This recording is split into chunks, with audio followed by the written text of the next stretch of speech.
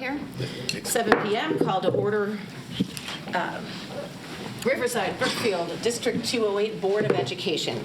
Can we do a Pledge of Allegiance, please? Pledge allegiance to the flag of the United States of America and to the republic for which it stands, one nation, under God, indivisible, with liberty and justice for all. Ms. Molo, roll call, please. Mr. Caputo. Present. Mr. Durkin. Here. Ms. Gaska. Here. Ms. Ruska. Here. Mr. Novak. Here. Mr. Williams. Here. Ms. Salis. Here. We do have information item FOIA requests. We've got a handful of them. Dr. Skinkis. FOIA request, September 8th, Owen Wang. September 10th, Bob Skolnick. September 26th, Jane Jordan, Data Research. And October 1st, Owen Wang, West Cook News. There were no questions submitted. No questions were submitted. Responses are included for the board members and a summary of what they were requesting. The Owen Wang on 9/8 was copies of contacts for all school principals in the district. 9/10 was from Bob Skolnick requesting all information. Personnel records for Gary Prokes, copies of emails. Janie Jordan, Data Research, requests access to and a copy of listing of all Riverside employees. And Owen Wang, news report for West Cook News. Newly inducted National Honor Society members, National Merit Scholarships, National Merit Scholar Corporation winners, semifinalists. Those are the FOIAs for this month. Thank you very much. Let's move on to the principal's report. Dr. Freitas. Good evening, honorable board members. Coming up in a week, we have our parent-teacher conferences virtually. Information has been sent to our parents on how to sign up, and it has been posted on our website. Registration is open starting on the 16th at 8 a.m., and it runs to Tuesday the 21st, and it closes at midnight. On the next day, the 24th, is Institute Day, non-attendance day, so students both days will be off. On the 29th of October, we have the pre-ACT 8-9 for freshman students. Testing is from 8 to 10:30, and then students return to the regular schedule. In November, we have a class of 2030 placement and registration letter. Just want you to pause right there for a second. Does everyone hear that? Class of 2030. Wow. Okay, go ahead. Here we go, Madam President. Okay. Our division heads will be going to the feeder schools and facilitating the placement exam. On the 4th of November, we'll be at Gross. On the 5th, we'll be at Hauser. And on the 6th, we'll be at Comaric. Within that letter and communication, on Wednesday, January 14th, is Future Bulldog Night for our incoming 9th graders. And on Saturday, January 24th, we have registration where students, incoming students, select their electives and have an opportunity to talk to division heads about classes and placement. Under school culture and operations, quick update on school safety. So on multiple occasions, students have been assured that they're safe and well cared for here at RB. We believe it's important for our stakeholders, especially students and families, to understand the rights that protect them in educational settings and beyond. Thus, we added our immigration enforcement procedures, our open enrollment policy, and linked the resources from ISB to 3 different locations on our website. We added under safety, under enrollment of new student, and under the parent tab, enrollment of new student. These materials are intended to be informative and educational. Just today, we had the Young Community Changemakers Information Night. Young Community Changemakers, also known as YC2, is a leadership development program designed to educate and empower local youth on how to become the next philanthropist, and we've always participated there. Students get to be philanthropists, they get to manage grants. It's great service, and we're proud to partner with YC2. Today we also had our FAFSA completion workshop, and it was nice. I know in previous years, right, there was the debacle. It didn't open in December. The FAFSA opened in October. We had a nice group of parents here today. Our counselors, Ms. Augustine, our assistant principal, student services, helping out the parents. I looked at the form myself. It's been reduced from over 100 questions to 30, so it seems very manageable, very doable. The feds have done a nice job in fixing and updating the FAFSA form. On November the 11th, we have our annual Veterans Day celebration, 8 a.m. Everyone's welcome. It's a great day to be a Bulldog. We have over 100 veterans. We do the breakfast, the assembly, the class visits. Just a fantastic day, and it's been going on for years. And I know I've seen many of you board members as well, so you're always welcome to join us. Under activities and athletics, winter sports registration is open. This evening, right now, we actually have a girls volleyball senior night, very competitive game against Fenwick. Outstanding. This Thursday, the 16th, we have girls swimming and diving senior night, 5 p.m. in the Aquatic Center. On the 22nd, we have the fall band and orchestra concert, 7 p.m. in the auditorium. And all winter sports officially start the first week of November. There are a few sports that start end of October, but everything for the winter pretty much opens in November. Madam President, that concludes my principal's report. Thank you, Dr. Freitas, and thank you for sharing the school safety information. Any questions or comments from anyone on the board or our student board members? Dr. Freitas gave his report tonight, just so the board's aware he's not going to be at the committee of the whole meeting he has a conflict with his schedule. So I asked him to just give his monthly report today, okay? But the student advisors will have They some will additional present, items. yes. Okay, wonderful. Yes. Yep. Thank you. So no questions or comments? Moving on, visitor statements. Anyone here to speak this evening? Please come up to the microphone. Please state your name. I'm going to read a small introductory paragraph while you get situated. The Board of Education welcomes and encourages the participation of its citizens in the business of the school district. There are 2 points in the meeting where visitor statements are scheduled. Citizens are welcome to raise questions or make comments at either one. Comments will be limited to 3 minutes per individual and cannot be combined.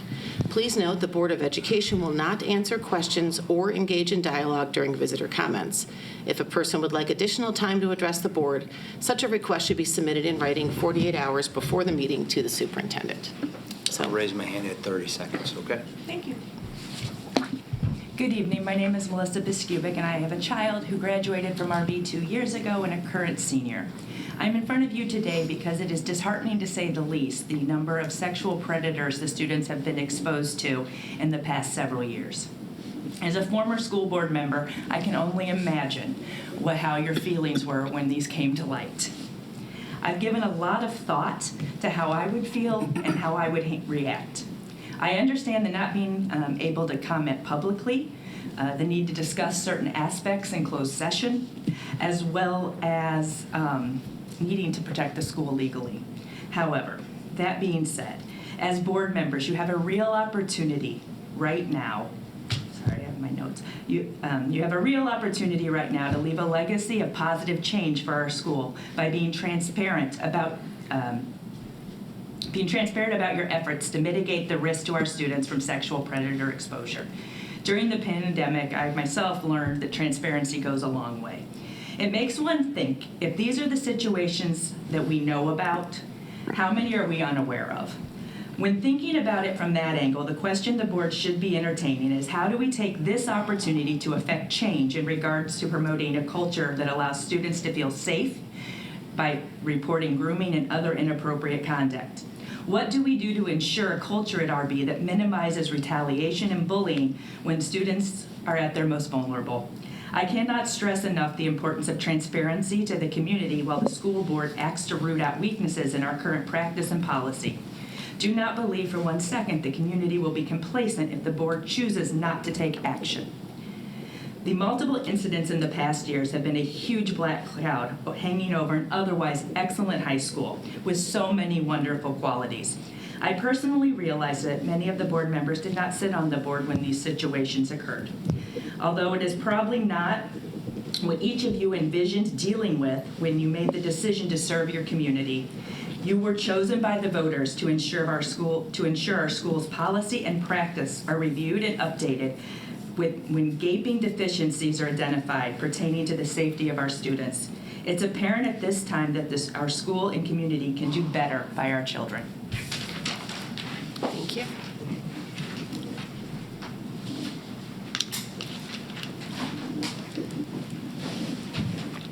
Hi, Chelsea Taylor in Riverside. My son came out of transition program, I don't know, it's been a year, 2 years now. Accountability starts at the top in our schools, right? The Chicago Tribune's editorial, Illinois Superintendents Cash In While Students Fall Behind, published October 3rd of this year, rightly exposes a painful truth. Far too often, the leadership at the top of our schools is rewarded even as our students and communities pay the price for their failures. In District 208, the disconnect between leadership and responsibility has been painfully clear. Over the past few years, we've seen 3 separate sexual misconduct cases. Till, Probst, and most recently Anthony Roberts. Roberts, a paraprofessional working directly with some of our most vulnerable students in special education, was the 3rd such case. After his termination, I attended the coffee with the principal meeting. I asked our principal how someone like this was hired in the first place. I was told our district does a thorough job of background checks. But if that's true, how did these repeated failures occur? It's time for our school board members to ask themselves whether they truly know what's happening at RB, or whether they're relying on a small circle of administrators assuring them everything is fine. The pattern of misconduct coupled with recent safety incidents suggests otherwise. The Tribune called for greater scrutiny of superintendent pay. I would add that we need a greater scrutiny of superintendent performance. Leadership isn't just about managing budgets or making public appearances. As Dan Streeter recently wrote in Choosing Excellence, the 6 responsibilities of a superintendent include setting a vision, aligning people, mobilizing the system, developing leaders, building culture, and delivering results. When leadership fails to uphold these basic responsibilities, when students are unsafe, staff misconduct recurs, and communication breaks down, there must be accountability. Taxpayers, parents, and community members deserve more than assurances. We deserve transparency, integrity, and leadership that places student well-being above administrative comfort. The cost of complacency is far higher than any superintendent's salary. Thank you.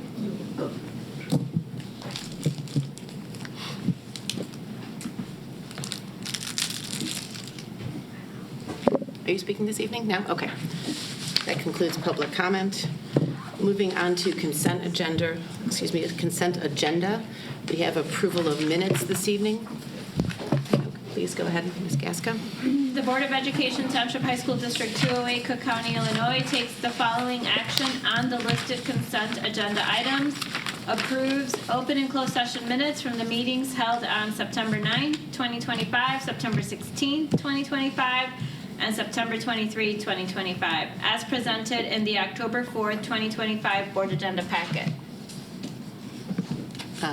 Quick correction on its face, October 14th. I think you just said October 4th. That's all. October, as presented in the October 14th, 2025 Board Agenda Packet. Thank you. We need a second?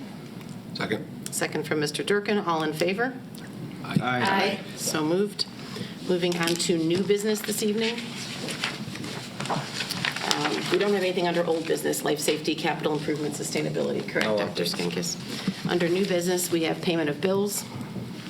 Were there any questions No submitted? questions were submitted. Okay. The Board of Education, Township High School District 208, Cook County, Illinois, approves the payment of bills as presented and discussed in the October 14, 2025 Board Agenda Packet.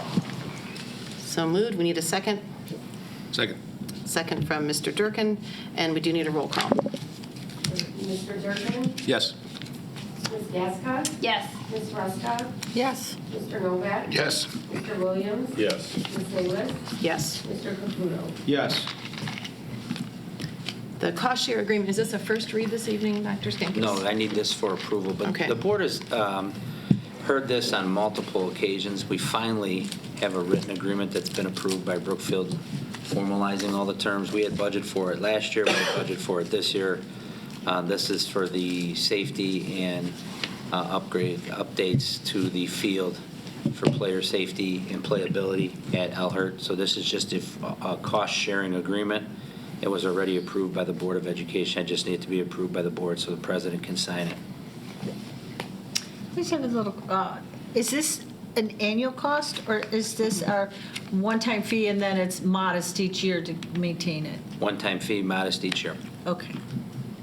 And has, forgive me, has Brookfield approved it yet, or are we the first approver? The Brookfield's already, the village Okay. board has already approved it. Okay. I feel like I saw a signature line and I couldn't recall if it was done or not. So any questions or any discussion on that this evening? No? I think it seems like a reasonable agreement between the parties. Ms. Gashka?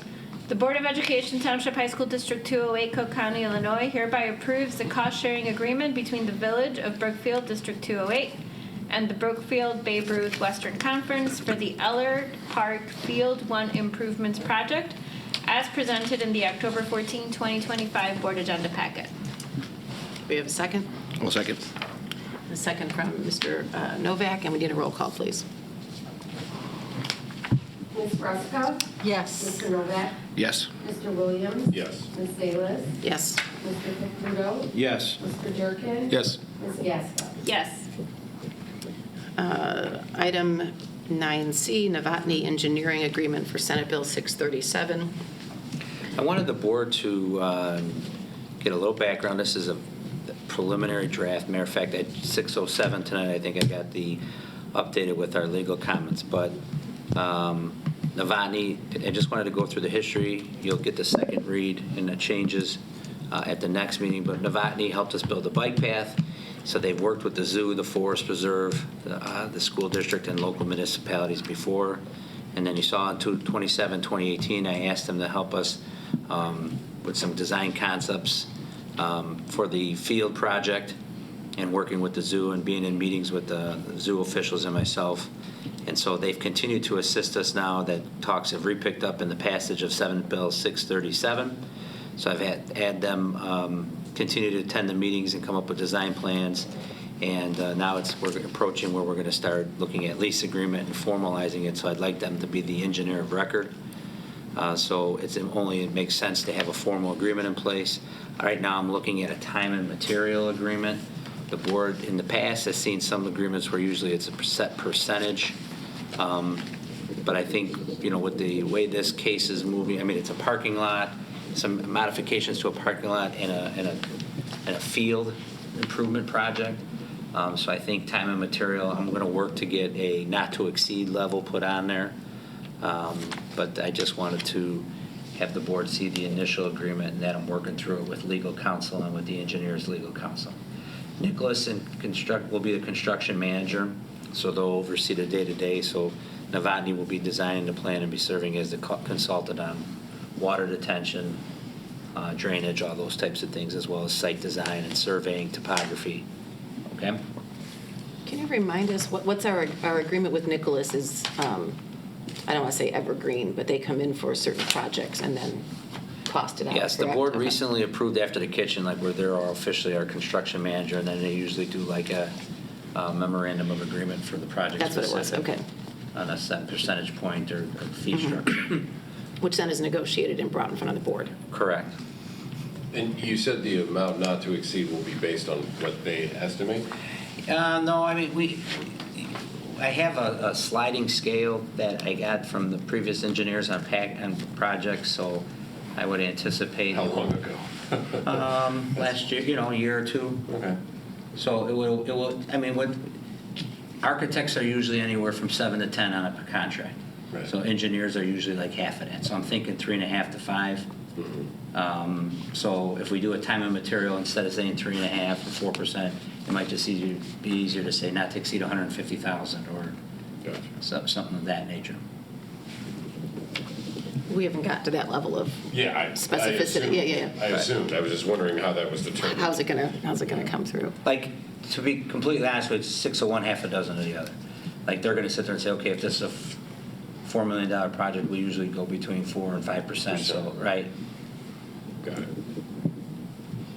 So this is for information purposes at this point, but we'll have to Correct. execute and move forward pretty quickly when the time is right. Correct. Okay. Does the board have is it okay? Are you okay with time and material, or would you prefer a set percentage? I look there at any actually Mr. preference? Novak, who probably has done quite a few of these. Yeah. I'm somewhat ambivalent, but I have no problem with it. Okay. Do you have in your Preference? experience, a preference over a percentage or time and material? 'Cause We do- normally go time and material at the Park District.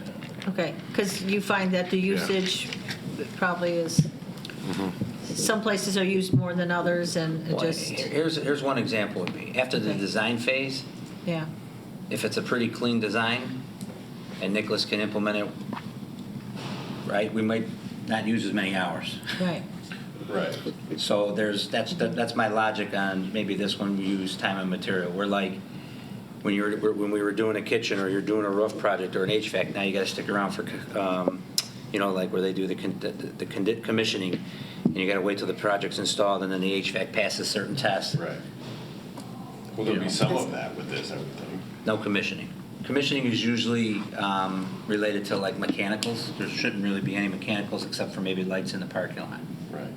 So a lot of this is just grady, asphalt, turf, dirt movement, some of that stuff. So that's why I thought maybe time and material might be better for this project. Yeah, I have I don't no have a strong objection. Yeah, I don't have opinion a one way or the other. yeah. I mean, I think of it as a more simple project than the kitchen, right? I'm not trying to underestimate parking lots and fields, but I think the not to exceed language is a Yeah. great idea, though. That's a Yeah. good way to Yeah. keep it reined in a protect bit. us, right? I think anything exterior, parking lot in a field, it's Yeah. going to be less regulatory as far as the, like you were saying, the interior would be different. Okay, so any follow-up questions should be directed to I'm hoping to Dr. have Skinkis. a final at the cow for you, okay? Sounds good. Any more questions on this matter in particular? Okay. Our visitors are no longer present, so no additional visitor statements. Board discussion items. We have a couple of things. I don't know what order you want to take them in. If I could just quickly comment on B, which is the Resolutions Committee report. This is for first read. There isn't a lot of substance. I think in years past, Laura Yeah, would... they introduced that at the meeting. I have not had a chance to go through it and pull it out, so maybe the next Okay. meeting I'll pull out some highlights. Yeah, I would say there's only one resolution, and there's some language about the membership, right? So I think if we can, what will happen on that for our new members is kind of just do a thumbs up, thumbs down on the various changes. IASB, makes a recommendation. We don't have to go along with their recommendation. They write it up very nicely. And then Laura, as our designee to the conference, will take our vote when appropriate. But there is only one substantive resolution, so it should be a pretty quick discussion, I think. Pretty quick review and discussion. Yeah, at the dinner, the president of the organization commented on the difference, because normally there's several resolutions, but he said that this year there is a focus on some constitutional changes that they'll be focusing on. Yeah. And so, Okay, so everyone should make sure we read that before the next meeting, and that should be a relatively short discussion, but you'll be ready then before the conference. And I'll go back over to you, Dr. Skinkis. What order you want to take these in? The revised district goals? The district goals, so all I did is I put a one-pager in from the feedback from our retreat. The current goals are on top, and then the first draft for the board to consider and discuss are written below, so that you can easily compare. We went from 5 to 4. The diversity, equity, and inclusion training and professional development was then incorporated into the guiding statement above the 4 goals, consistent with the district's mission statement and through an equity lens. The District 208 Board of Education is committed to, and then those are the 4 goals that were somewhat laid out during the retreat and combined it a little bit. So I did do a little wordsmithing based on my notes that I took that evening when the board did their retreat with the IASB. Number 1, instead of explore, it's maximize the curricular day. We had the rigor, the new opportunities, that's all consistent. We also added to the end our college and career ready at graduation. That's an option for the board to either keep or remove, but the key word from explore to maximize. Number 2 was research in the originals. Now it's increase opportunities for methods for two-way engagement. Number 3 was the one that we moved into the more of the guiding statement. Number 4 was number 4 was advocate to increase. That was in my work with the zoos and the local municipalities, or not the zoos, like there's plural, with the zoo and the local municipalities. So now number 3 has been adjusted to prepare and implement a 5-year facility plan that expands the district's physical footprint and addresses all essential repair and replacement needs. While this expanding of the district footprint under Senate Bill 637 is good, as we've talked about on occasion with the board, even when we were reviewing previous bond meetings, we know starting in 29 we'll begin replacing roofs that were installed in 2009 under the large referendum that the district had approved in 2009. We also have identified we've had some HVAC units that have failed and had costly repairs. So I've asked Aramark and our facilities manager to start making a list. We have like 12 or 14 air handling units that were installed since 2009, large air handling units on the roofs. So as we replace those sections of roofs, we need to see the conditions of those air handling units. So there's going to be a lot of repairs, starting in 29, hopefully starting in 29 through 34, 35. Was it 2 air conditioning units that failed right at the beginning of school this year? Or was it just So one? we got the heat exchanger over the little theater. Yeah. That's about $30-something thousand repair, but we're going to be able to repair that. And then we had the special ed wing HVAC unit, the VFD or the inside failed, and we were able to take one out of an older unit and replace it. So we updated one of the other units and used the old one to get this one working. So we had 2 just at the start of this year. Right. I remember that the Yeah. first week of school. But were both of those units installed in 2009? Yes, they're older units. Yep. And then we did, the board should remember in 2000, right after COVID or right before COVID, we did the $2 million unit, just about $2 million unit over the cafeteria. I think At it was the after library, the COVID, because I think the cafeteria. kids weren't fully back at school. Right, we were able to start Yeah. that sooner. Mhm. So, I mean, these are costly. So I think it's important that we start laying out a plan. At that point, the turf in the stadium was installed in 2015. We have a 10-year warranty on that turf, so this is the last year of the warranty. And so within the next 5 years, you're going to have to replace that turf, right? Every 15 years, roughly. So, I mean, there's some projects, just normal age and obsolescence, that it probably makes sense to have a board goal. We should be talking about it so that, in 2030, or we're not sitting here saying, hey, we need $3 million for this, or, air handling units, $1 million for it. We should be starting to space this out if we can. Yeah. When's our next, don't we have a safety plan due in 26? Safety plan was just recently approved in 23, the 10-year life safety, but a lot of these, I shouldn't say a lot, some of these won't apply and some will. You most likely can get roofs under life safety.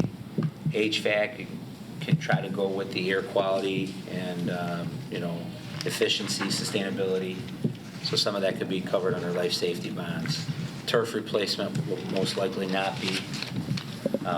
So those are just some things we have to prepare for. So that's why I added the 5-year facility plan. We could make it a 10-year. We could just say have a facility plan. I don't know, again, first draft, but you could wordsmith this. But I think it's important we do more than just the field project out here because. Oh, yeah.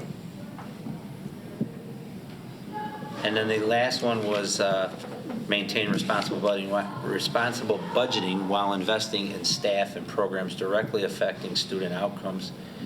We just changed that to maintain responsible budgeting while investing in staff and programs directly affecting student outcomes and the district facility, physical plant. I don't know how else you would want to wordsmith it, but I think it's important.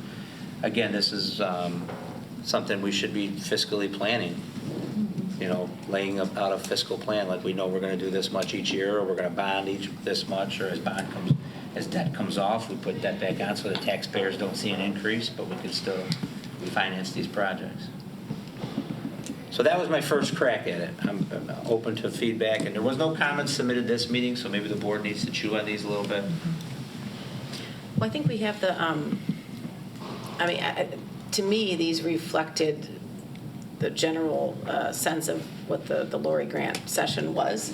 I think you've captured a lot of it here, but I'm sure people have some level of wordsmithing they want to contribute. So Is the goal here to adopt these as the goals at the COW, or do you want to wait till the beginning of? We kind of gave November? ourselves first semester to put Right. these in place. So you have Okay. one more meeting in October, Okay. one in November, one in December. So I think it's important for everyone to think about these, well, let's assume some version of these 4 goals. What would the next step would be? What were the action steps that we would expect the administration and team to be working on to support the 4 goals? So I think these goals need to be written in such a way that they can support action steps, right? Right. So like if the board finalizes these in October or November, probably when we get back from winter break, the next phase would be what would be the 26, 27 goal for each one of these, for, my administrative team. Right? Like probably for number 4, we develop a 5-year facility plan, do a roof assessment, update our roof assessment, update our HVAC, right? So that would be an example of then Chris and I would generate the action step for next year would be writing the 5-year plan. As long as you guys can adapt your general goals so that I have time second semester to work with my team on writing the next year's action steps, that would be great. Is everybody comfortable with that as an approach? Okay. And then if you have any changes to the words, I think it's important to get them in before the next meeting. I'd like to get these put away so that the team can start working on them appropriately. And then the final item, which was the Board of Education operating procedures. Again, this is not a matter for voting, but this came out of our retreat with the state association. I think everyone has now seen those standard operating procedures updated. I know that both Ms. Gaskin and myself have contributed to some of the editing on those. If you have comments, we didn't see any additional comments. So I think if we're good with them, we can put them and adopt them to move forward. But again, it's not a formal adoption. So next meeting, right? No, There I'm would just be saying no now. formal Yeah, there's no formal vote. Oh, yeah. Right. This is just our internal operating procedures. I think we addressed, Lori Grant had a number of documents. They're kind of merged into one document. We had an existing that got a little bit little janky over time, and I think it's a nice streamlined approach. So if anyone has any comments, speak now. Otherwise, I think we'll move with that. And again, it's a fluid document. Right, If something comes up and says, we want to handle this in this manner, that's a discussion we can obviously have. Yeah, if you don't mind, I'd just like an extra couple weeks, because we had those 4 meetings in a row, and then I also went to the dinner, and so I didn't have a chance to really look at them. Yeah, I think they were in the Friday packet a few weeks ago, but I think if you could maybe resend them. Or actually, they're in the board packet They're in tonight, the board right? packet. They're in the back, Okay. so if we can talk about them in 2 weeks, Yep. if you don't mind, yeah. Okay. Any additional questions? We'll So these will address this remain again. under a discussion item? Yeah. Yeah. Okay. Not a problem. Actually, so the goal, all 3 of these items will remain, correct? 'Cause Right. All- None of all these are 3 formal remain. voters. These are all just, We had a busy September. We had homecoming and some committees and. any Board of Education items for future meetings from any member of the board?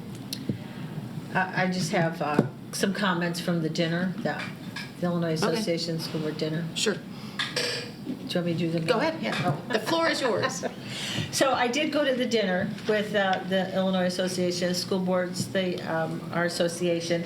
Was at the Elm Crest. It was a very nice dinner. The nice thing is that you're at a table with other board members, and you hear some of the comments on what they're doing at their schools and what's important.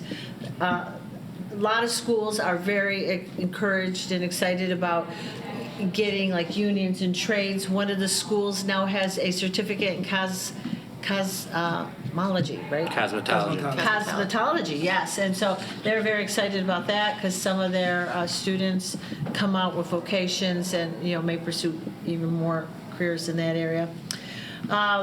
You hear different, where people are pulling. Leiden is doing a lot of work like we are with the dual credit, and, they're doing a lot of pretty cool things there. And then the speaker was just really amazing. I wish they would have filmed it.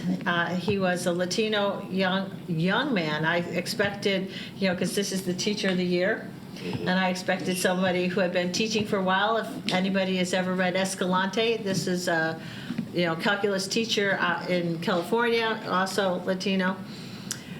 He gave this beautiful story. They were born in Mexico. His mom was first generation, wanted to go to college, and the father's like, "Why? We have a business. Why would you want to do that?" But she did, and she went to college and met the love of her life there. And when they came to the United States, the dad wanted to go into engineering, and not finding other teachers that looked like them or with a Latino background, just kind of just explaining that journey, And so the teacher used his parents, his parents' journey, and shortly after he was born, the mom passed away. And so he wanted to do this for his mom and, do something to leave a legacy for the mom who believed so much in education. And he has been able to build into his curriculum this authentic learning and start to get communities of Latino engineers and in the math and science area to encourage other Latino students to learn. And he had different examples of authentic learning, things that they're already doing and don't even realize that this is part of engineering. And so they had something over the summer, and they worked with their local university, and the kid said, "You tricked us, Professor." They call him Maestro. "You tricked us. We thought we were only coming for a few weeks of fun, but we worked really hard on our projects, even though it was fun." And many of the students ended up getting some college money and pursuing different careers in math and science. The Teacher of the Year gets a sabbatical. He will be going around sharing his story. I'm kind of anxious.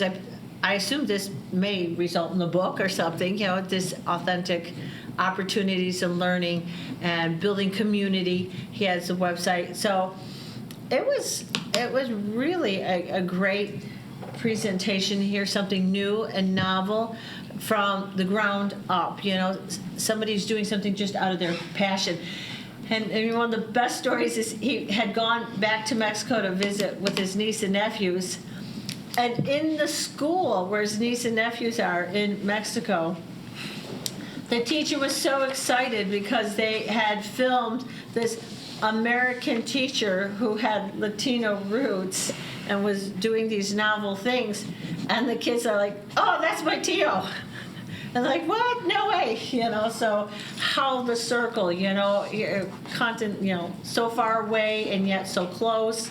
And you just don't know who you're going to influence. And he just does it so seamlessly, So it was really a great presentation. It went by too quickly. I think everybody wanted to hear part 2. Hopefully we'll see him at the conference and hear more about that. So that was a great opportunity to get to hear what the Teacher of the Year. It was a great pick this year. Okay. Definitely a great pick. Yeah. Thanks for sharing. Anyone else? Good. Okay. We do have matters for closed session, appointment, employment, compensation, discipline, performance, or dismissal of specific employees of the public body, student discipline, individual student matters, purchase, sale, or lease of real property, probable imminent or pending litigation, collective negotiations, and school safety. The Board of Education, Township High School District 208, Cook County, Illinois, enters closed session for the purpose of considering the closed session matters as presented in the October 14, 2025 Board Agenda Packet. Second, please. Second. Second from Mr. Durkin, so moved. And can we get a roll call for go to closed? Mr. Novak? Yes. Mr. Williams? Yes. Ms. Salas? Yes. Mr. Caputo? Yes. Mr. Durkin? Yes. Ms. Gasko? Yes. Ms. Ruska? Yes. Okay. 7:39, want to reconvene.